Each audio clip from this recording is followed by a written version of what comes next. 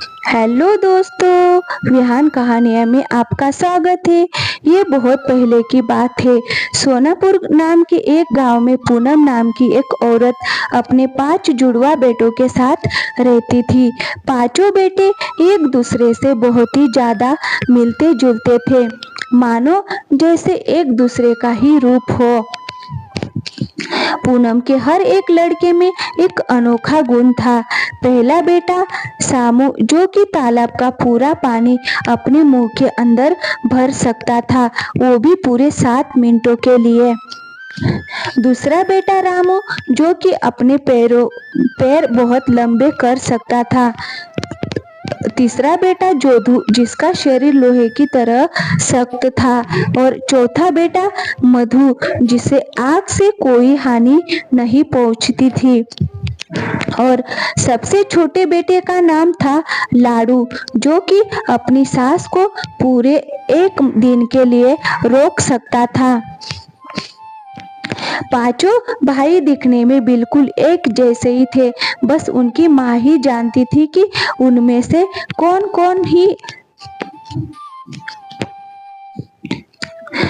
कौन है। पांचों भाई आधी रात को मछलियां पकड़ने जाया करते थे।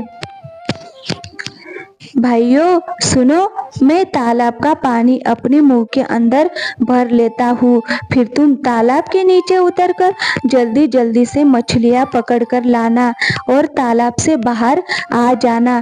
आप रोज रोज एक ही बात क्यों बोलते हो भैया?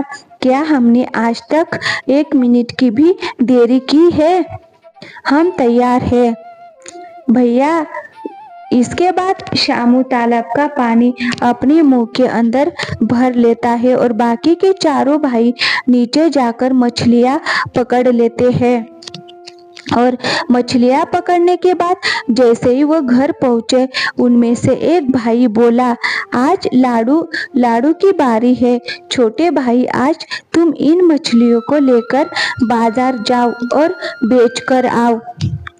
ठीक है भैया, मैं जाता हूँ। इतना कहकर उनका छोटा भाई मछली की टोकरी को अपने सर पर रखकर मार्केट की तरफ चल पड़ता है।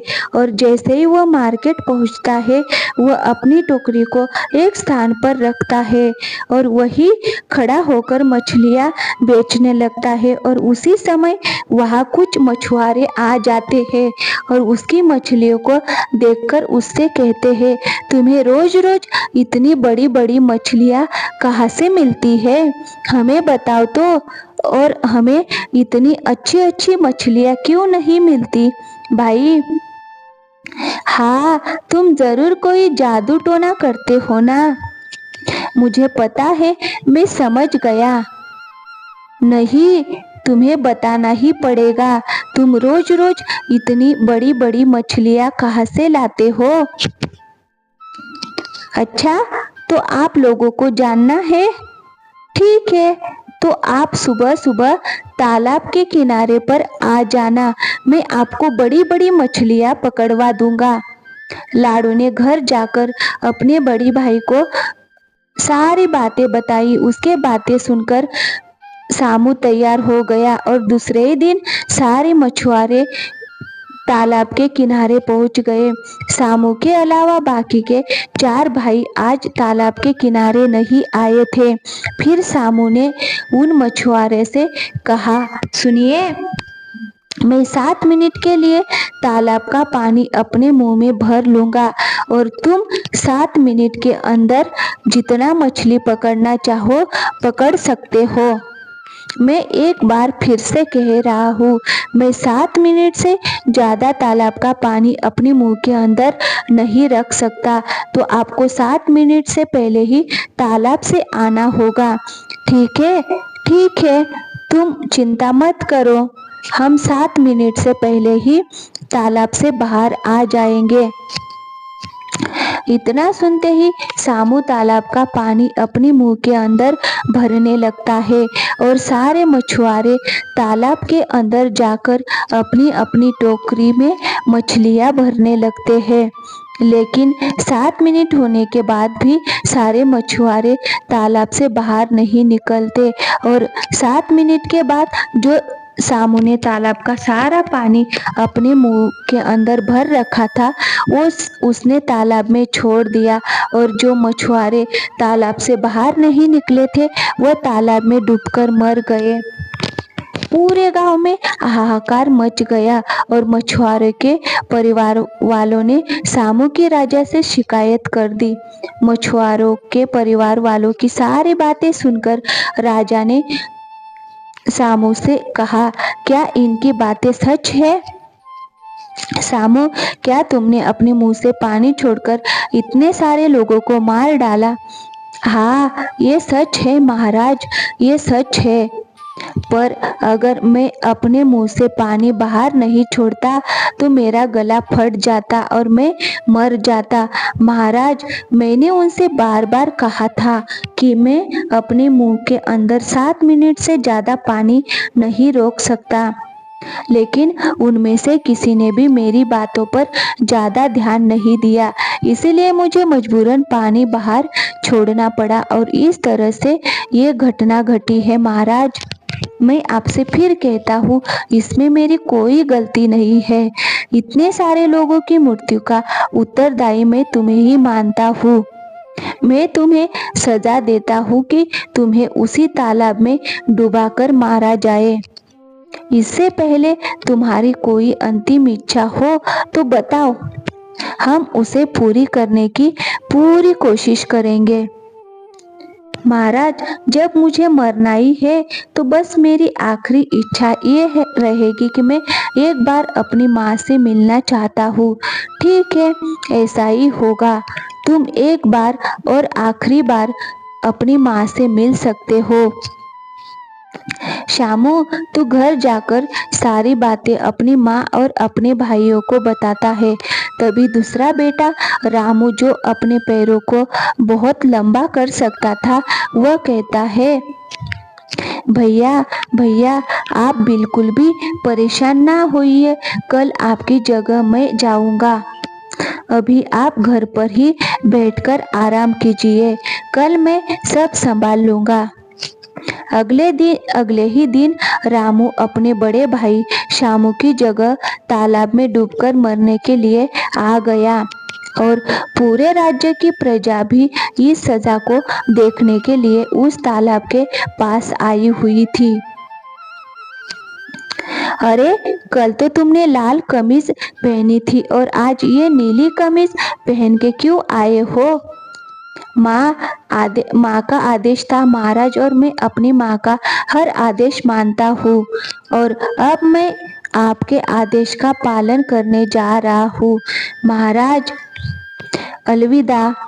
इतना कहकर रामू तालाब के अंदर चला जाता है, लेकिन उसे देखकर सारी प्रजा और राजा भी चकित रह जाता है, क्योंकि रामू की टांग भी तालाब में पूरी डूब नहीं रही थी।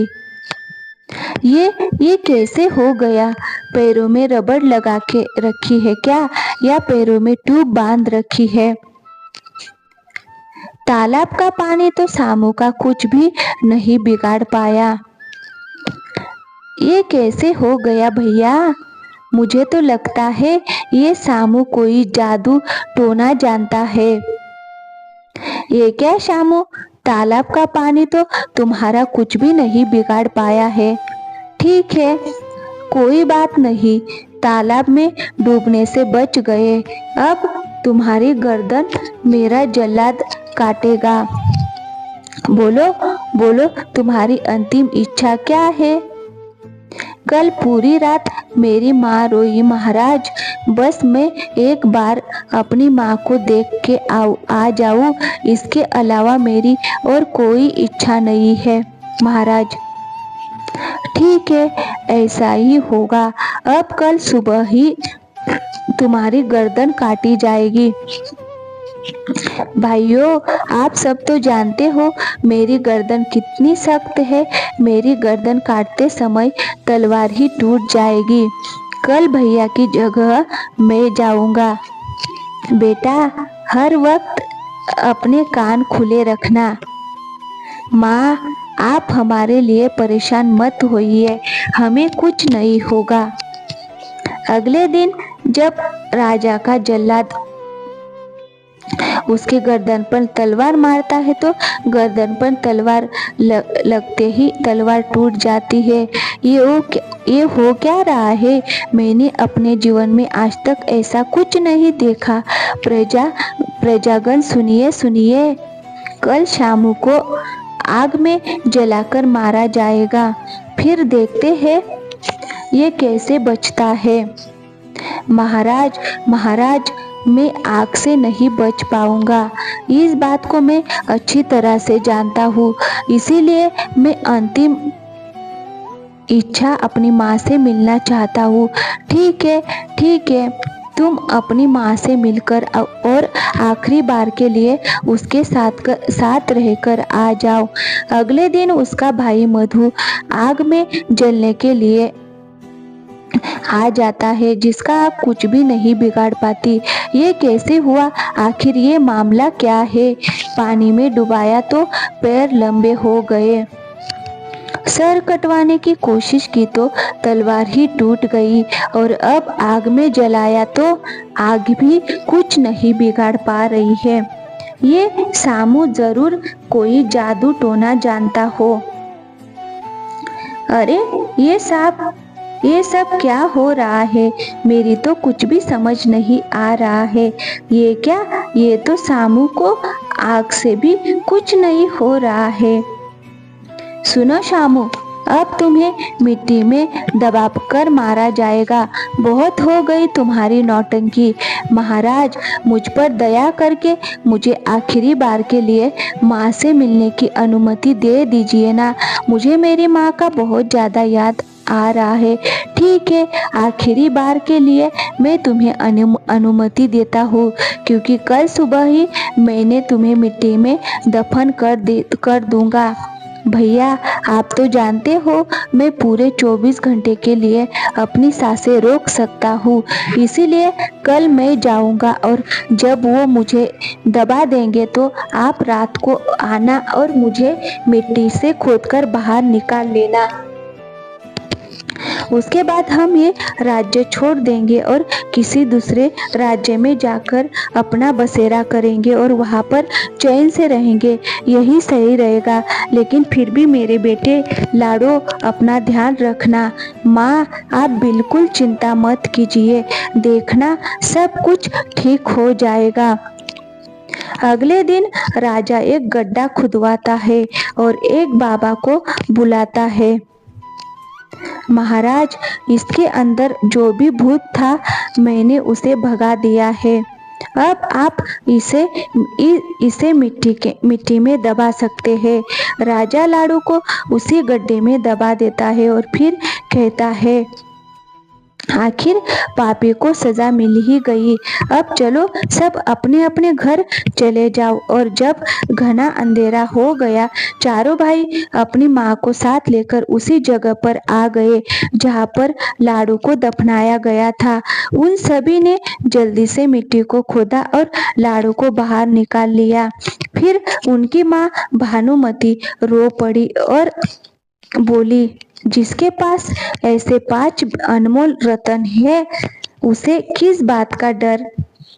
चलो बेटा, अब यहाँ से चलते हैं और कहीं और जाकर सब कुछ फिर से शुरू करते हैं।